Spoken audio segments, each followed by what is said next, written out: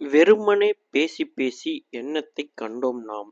பேச்சு தேவையில்லை. வாழ்க்கைக்குத் தேவை செயல் மற்றும் பேச்சை முடித்துக் கொண்டாள் காவ்யா. அங்கிருந்து கூட்டத்தின் கைதட்டல் ஓசை அடங்க இன்னும் நிறைய நிமிஷங்கள் ஆகும் போலிருந்தது. அதுவே அந்த பட்டிமன்றத்தின் நடுவர் கொடுக்கப் போகும் தீர்ப்பைச் சொல்லாமல் சொல்லிவிட்டது. சுற்றியிருந்தவர்கள் கைதட்டல் ஓசையில் விண்ணையே வென்று கொண்டிருந்தபோது கௌதமனுக்கு அது கூடச் செய்யத் தோன்றவில்லை. அடேயப்பா, என்ன ஒரு மலை! எத்தனை மேற்கோள்கள்!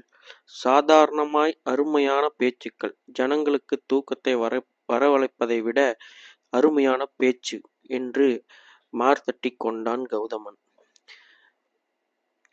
இன்றைக்குத்தான் அவை இரண்டும் இணைந்து ஒலிப்பதை முதல் முறையாகக் கேட்டு அகலிகை கல்லாய்ப் போன மாதிரி சிலையாய் சுமந்து நிற்கின்றான். சந்தித்துப் பேசினால் என்ன? ஆர்வம் எழுந்தபோது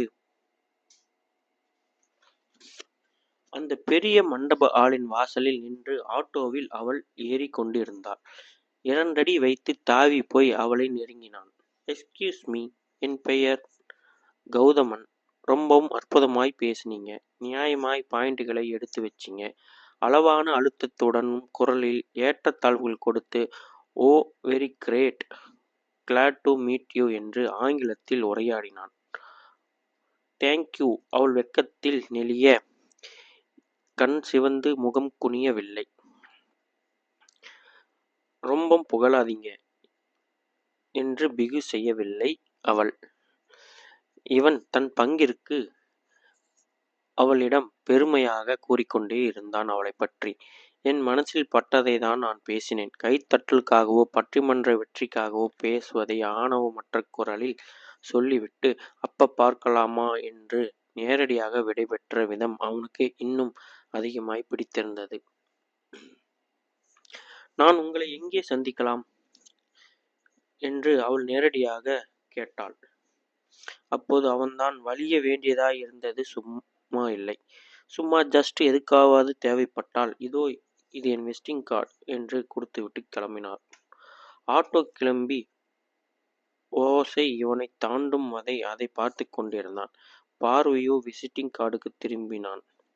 எல்லாரையும் போல நீ சாதுரியமாய் இல்லாமல் சாதுரியமாய் இருந்த கார்டு அவளுக்கு அதிலும் வித்தியாசமானவள் என்று புரிய வைத்தது. அவள் பெயரை ஒருமுறை உன்னிப்பாய் பார்த்தான். அவளுக்கு பெயர் வைத்தவர்கள் நல்ல ரசனை உடையவர்கள் என்று தெரிந்தது. விசிட்டிங் கார்டில் மயிலாப்பூரில் ஒரு விலாசம் போட்டிருந்தது. கூடவே அவளுடைய சேம்பர் அறை என்னும் போடப்பட்டிருந்தது. அவன் அந்த விலாசத்தை படித்துக் கொண்டிருந்த போதே அவள் தன் விலாசத்தில் இறங்கிக் கொண்டாள். ஆட்டோவிற்கு பணம் கொடுத்ததும் தேங்க்ஸ் சார் என்று டிரைவருக்கு நன்றி சொல்லும் விதம் அவளை பாராட்ட வேண்டியது என்று அந்த ஆட்டோ டிரைவரை சொல்ல வைத்தது. கேட்டை திறந்து தாண்டி உள்ளே போன போது அங்கே புதியவள் இவளுக்காய் காத்திருந்தாள். வணக்கம் வக்கீல் அம்மா என்று கை கூப்பி அந்த புதியவள் ஒருமுறை உற்று பார்த்தாள். எஸ், வந்து உங்ககிட்ட கொஞ்சம் பேசணும். என் பெயர் சுகன்யா. அந்த பெண் பேசுவதற்கு முன் அழுது விடுவாள் போல் தெரிந்தது.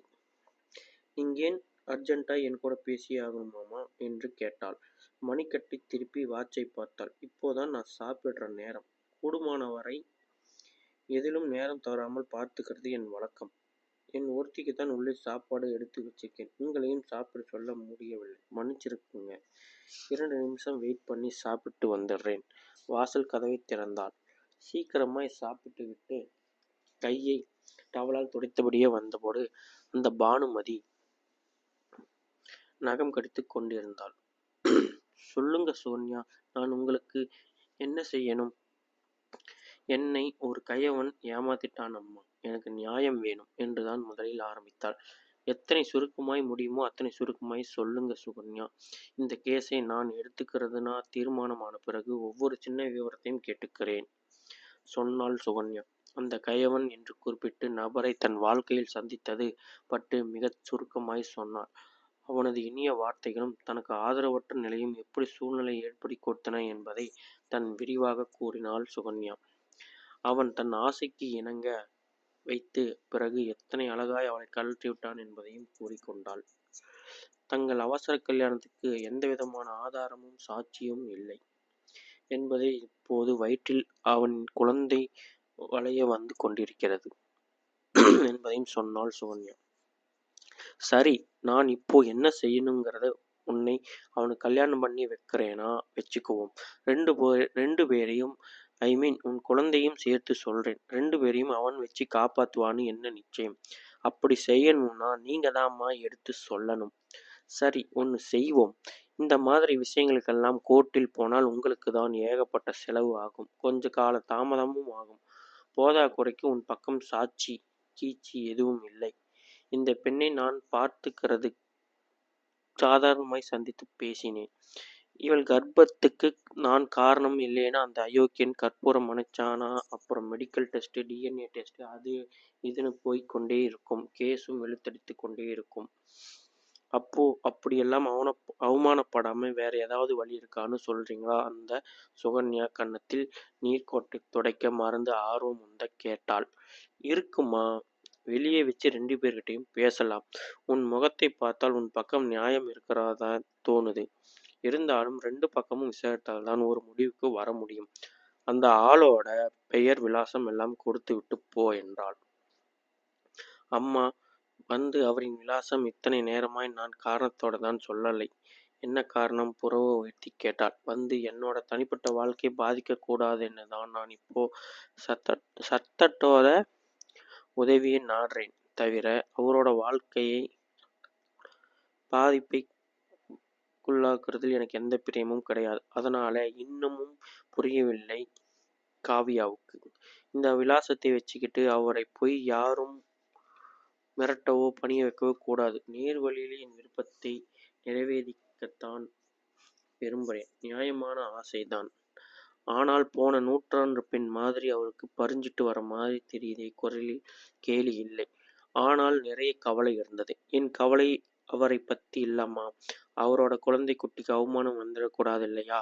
அதை நினைச்சுதான் எனக்கு கவலை. ஏய், என்னது?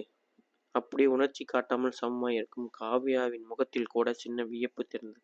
உண்மைதானம்மா, அவருக்கு அந்த அயோக்கியனுக்கு ஏற்கனவே கல்யாணம் ஆயிடுச்சம்மா. ஓ, ஆயிடுச்சா? ஏதோ சாதாரணம் போல் சொன்னாள் சுகன்யா. அப்போ உன்னை நான் சட்டப்படி அவனோட இணைக்கவே முடியாதே.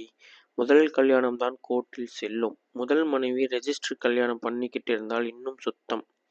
நீ உன் நேரத்தை விரயம் பண்ண வேண்டாம். வீட்டுக்கு போய் இழுத்து போத்திக்கிட்டு தூங்கலாம். இல்லை, முதல் மனைவி ஒரு பிரச்சனையே இல்லை. உறுதியான குரலில் பதில். ஏன், சினிமாவில் வர்ற மாதிரி அவளை அதட்டி கையெழுத்து வாங்கிட்டானா? அது நிச்சயமாக செல்லாது. அவருக்கு என்னை கல்யாணம் பண்ணிக்கணும்னு எண்ணம் இருந்தால்தான் நீங்க சொல்ற அளவுக்கு மெனக்கெடணும். இப்போ முதல் மனைவி ஒரு பிரச்சனையே இல்லை. அவனேதான் பிரச்சனை. ஏன் முதல் மனைவி பிரச்சனை இல்லை என்கிறாய்?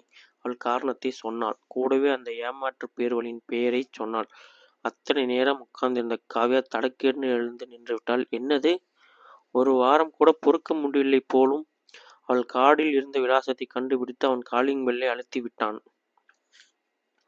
வாங்க, மரியாதைக்காக வரவேற்று உடனே சுவர்க்கடிகாரத்தை பார்த்தாள்.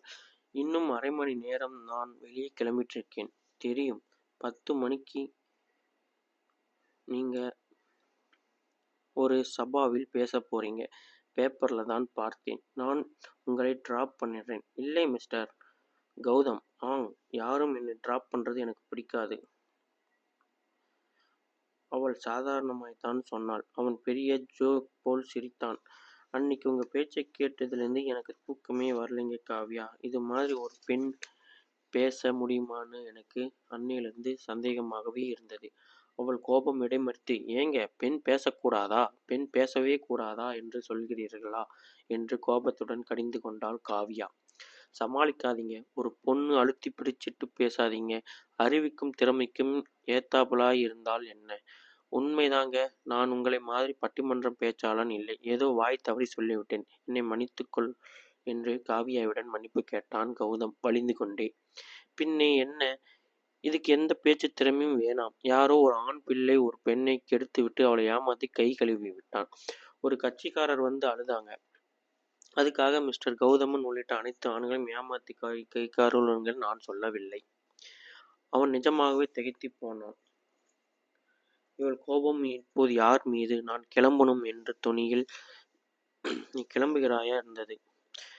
விரட்டுறீங்களா? பரவாயில்லை, நான் அடிக்கடி வருவேன். இப்ப கூட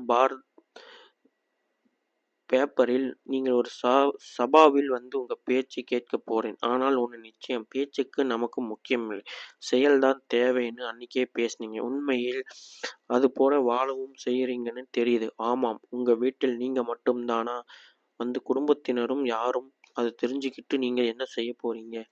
அவள் பளிச்சென்று பதில் சொன்னாள். சபாவில் பேசி முடித்துவிட்டு வீட்டுக்கு வரும் வரையில் அவள் எதையும் எண்ணாமல் இருந்தாள். அத்தனை கவனமாய் பேசினாள். அதுக்கப்புறம் மனம் கட்டற்று கொண்டது. உங்கள் வீட்டில் நீங்க மட்டும்தானா? உங்க வீட்டில் நீங்க மட்டும்தானா என்ற கேள்வி நூற்றுக்கணக்கான முறை மனதை வலம் வந்தது காவ்யாவின் மனதில். அந்த சின்ன வயதில் புரியாவிட்டாலும் அப்புறம் ரொம்ப நன்றாகவே புரிந்தது. தனக்கு வாய்த்திருப்பது ஒரு பொறுப்பற்ற அப்பா என்று உணர்ந்தாள். அவள் பள்ளி இறுதி படித்துக் கொண்டிருந்தபோது ஒரு முறை அம்மாவை கேட்டாள். ஏம்மா நீ இப்படி கிடந்து அவதிப்படுற? என்ன செய்யறது? தலையெழுத்து, அம்மா அநியாயமாய் சொன்னாள். காவ்யாவுக்கு கெட்ட கோபம் வந்தது. தலையெழுத்துங்கிறது கூட இந்த காலத்தில் நாமாய் நிர்ணயிச்சதுதான். அப்பா ஏன் வேலைக்கு போறதில்லை? நீ ஏன் இப்படி சமையல் முறுக்கணும்? ஆம், இந்த கேள்வி என்னைக்காவது நீ கேட்பேன்னு ஆசையாய் காத்திருந்தேன் காவியா. உனக்கு இந்த பெயரை எத்தனை ஆசையாய் வச்சேன் தெரியுமா? எனக்கு கதை, கட்டுரை, இலக்கியம் எத்தனையோ விஷயங்களில் ஆர்வம். சின்ன வயசில் நல்ல பணக்கார அப்பா அம்மாவுக்கு பிறந்து செல்லம்மாய் வளர்ந்தேன். என்னை ஓரளவுக்கு படிக்க வச்சாங்க. அப்புறம் உங்க அப்பாவுக்கு என்னை கல்யாணம் பண்ணி வச்சுட்டாங்க. அப்பாவை கல்யாணம் பண்ணி நேர்ந்ததான் தலையெழுத்துன்னு சொன்னேன். அவருக்கு வேலைக்கு போய் சம்பாதிக்கிறது நம்பிக்கை கிடையாது. எப்படி இருக்கும்? நீ செய்து வச்ச கெட்ட பழக்கங்கள் அது. அவர் சம்பாதிச்சாலும் இல்லாட்டியும் உங்க வீட்டுக்கு வந்து உட்கார்ந்தவன் தட்டில் சாப்பாடு வந்து விழுந்துடுதே. அவ்வாறு இருக்கையில் அவர் எவ்வாறு வேலைக்கு செல்வார் என்று காவ்யா அம்மாவிடம் கடிந்து கொண்டாள். என்னை எங்க அப்பா படிக்க வச்சிருந்தாலும் நான் இப்படி அடுப்பில் வேக வேண்டியிருக்காது. குறைந்தபட்சம் இந்த மனுஷன் தன் கண் காணாமல் ஒரு 8 மணி நேரமாவது இருந்திருப்பேன். படி, நல்லா படி, நிறைய படி, கல்யாணம் பண்ணிக்கிட்டா அவன் உன்னை வச்சு காப்பாத்துவான் தீர்மானமாய் தெரிஞ்ச பிறகுதான் கல்யாணம் பண்ணிக்கோ. உன் வாழ்க்கையை நீதான் நிர்ணயிக்கணும். மற்ற யாரையும் தீர்மானிக்க அனுமதிக்காதே. அவள் அன்றைக்கே நிறைய புரிந்து கொண்டாள். அந்த சின்ன வயதில் ஞானம் பெற்றாள். பள்ளி குழந்தைகளுக்கு கணக்கு டியூஷன் எடுக்க ஆரம்பித்த பணத்தை கருத்தாய் சேமிக்க ஆரம்பித்தாள். அம்மாவின் சிரமங்களை தன்னால் ஆன அளவுக்கு குறைத்துவிட தீர்மானித்தாள். கடைசி காலத்தில் இந்த அப்பாவை துரத்திவிட்டு அம்மாவை உட்கார வைத்து சாப்பாடு போட தீர்மானித்தாள் காவ்யா. ஒரு நாள் அம்மா ஆரம்பித்து இருமிக் கொண்டே இருந்தாள். உங்க அம்மாவுக்கு வந்திருக்கிறது டிபி. அவங்களை வேலை செய்ய அனுமதிக்காதீங்க என்று மருத்துவர் காவ்யாவிடம் கராராக கூறிவிட்டார். கரி புகை ஆகவே ஆகாது. சானிட்டோரியம் ஆஸ்பத்திரிக்கு அழைச்சிட்டு போய் ட்ரீட்மெண்ட் கொடுக்கணும் என்று கண்டிப்பாய் சொல்லிவிட்டார் டாக்டர். அன்றைக்கு டாக்டர் வீட்டிலிருந்து திரும்பி வந்தவுடன் தன் சேமிப்பை எண்ணினாள். திரும்ப திரும்ப எண்ணினாள். அவளாலே நம்ப முடியவில்லை. தானா இத்தனை சேமித்திருக்கும் என்று பிரமிப்பு முதலில் தோன்றாலும் இதை வைத்துக்கொண்டு அமைச்சை நல்லபடி முடிக்க முடியும் என்று கவலை பிறந்தது. அவள் பணத்தை எண்ணியதை 2 கொள்ளிக் கண்கள் பார்த்து கொண்டே இருந்தன. அவள் அந்த ஆண்டை நகர்ந்ததும் இந்தண்டை அந்த சின்னஞ்சிறு பெட்டி மிக சுலபமாக திறந்து பணத்தை ஒரே சுருட்டலாய் சுருட்டி எடுக்க பாக்கெட்டில் கொண்டு நகர்ந்து விட்டார் அப்பா. அதன் பிறகு அம்மாவுக்கு சிகிச்சை தருவது இயலாமல் போய்விட அப்போதுதான் கல்லூரியில் சேர்ந்த காவியால் இதுவும் செய்ய முடியவில்லை. ஆக அம்மாவுக்கு சிகிச்சை இல்லை, ஓய்வும் இல்லை. அவள் சீக்கிரமே செத்து போனாள். கொலைகார பாவி அப்பாவின் முகத்தை நேருக்கு நேராய் நிமிர்ந்து பார்த்து காவ்யா ரொம்ப நாளைக்கு பிறகு பேசுகிறார். நானும் அவங்க அம்மாவை கொலை பண்ணேன். முதலில் அலட்சியம் போல் பேசினாலும் அவருடைய குற்றநுணர்ச்சி முகத்திலேயே எழுதி ஒட்டியிருந்தது. ஆமாம், நீதாய் கொலை பண்ணினே.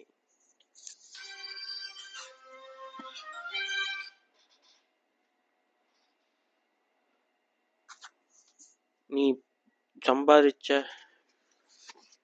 இந்த குடும்பத்தை காப்பாத்திருக்கணும். ஆஃப்டர் ஆல் ஒரே ஒரு பெண் என்னை கூட படிக்க வச்சு உன்னை காப்பாத்துனாங்க.